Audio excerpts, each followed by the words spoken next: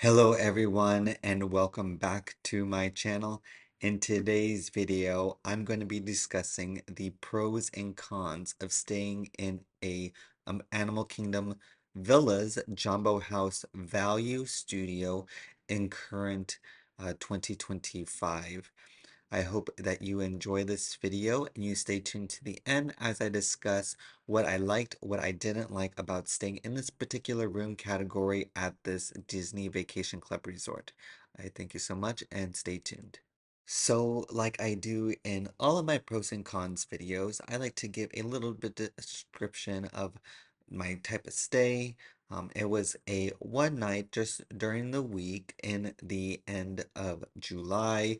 I was able to get a value studio. For those who don't know, as to start off with a con is that these rooms are particularly hard to get. But it is a pro when you are able to get one because they are such a good value for being a quote unquote value studio. They're just a little bit smaller than a traditional deluxe studio in Jambo House, a specific category. There are only 16 of these value studios in the entire collection. Now, there was just one adult staying in this room during the week, and what I would say is that the room is roughly 300, maybe 315 square feet, so it is on the smaller side, more like a moderate resort room size. I would say first is the pro is the location of the room.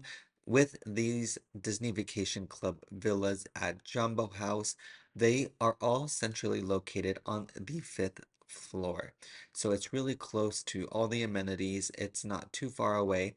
Now, my room was a value studio. There are three types of views. There is a parking lot view, a savannah view, and a pool view. And I just happened to get one of the two parking lot deluxe studio or the deluxe villas. So for this room, it is a queen size bed and a kind of like a full pull out. It's not a queen pull out. It's not big enough for that. And there is a closet in the room as well as a bathroom and a patio. A traditional deluxe studio is going to have a little bit bigger closet, not just like a wardrobe closet. And with this room, it was only 9 points for the night in the summertime, which is a pro, as I would say at the beginning of the video. Unfortunately, because of the view, we weren't able to really look at anything anyways. We were kind of facing the porte cochere area of the parking lot. Um, and with this room, if you do get lucky and you are able to get one of those Savannah view rooms or those pool view rooms, you will be able to enjoy your stay.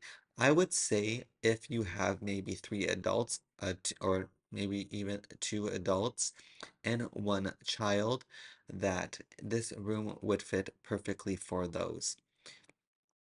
It was plenty of space for one person. I was able to put luggage where I needed to go. The refrigerator did have a freezer section, which was really nice. It did have the microwave and a sink. And one thing I will say is that if you are watching this video in the middle or the end of 2026 or in 2027, you may get a refurbished room as these are going under a refurbishment in middle of 2026. So up until that point, you are going to get the same room as you did in my room tour video. If you would like to watch that, I do have that posted on my channel. Now, I would say a con of this resort is that, and specifically this room, is just that it is a little outdated. The furniture you could tell is a little scratched up. In my particular room, the bed, it doesn't have that under the bed storage. The lighting is not very lit. That is one big complaint about Animal Kingdom villas is that the rooms are just a little bit dark. There's not a lot of light. But one thing I did notice was that this room still had a ceiling fan, and I know that some of the deluxe studios are kind of going away from the ceiling fans, but I do like the ceiling fan being able to circulate the air, especially when it's warm outside. I did not notice any sound, so that was a plus for this room, is that it was really quiet for me. Besides maybe a little bit of noise from the room next to me, which was part of a lock-off if you were lucky enough to get a two-bedroom value lock-off. But other than that, I did enjoy my time at this resort. Now, because you're on the fifth floor, you will have to go down the elevator or down the stairs to get to the main level, which is technically on the third floor in Jambo House. Kind of a unique situation with the Savannah and how they built the resort, just to keep that in mind.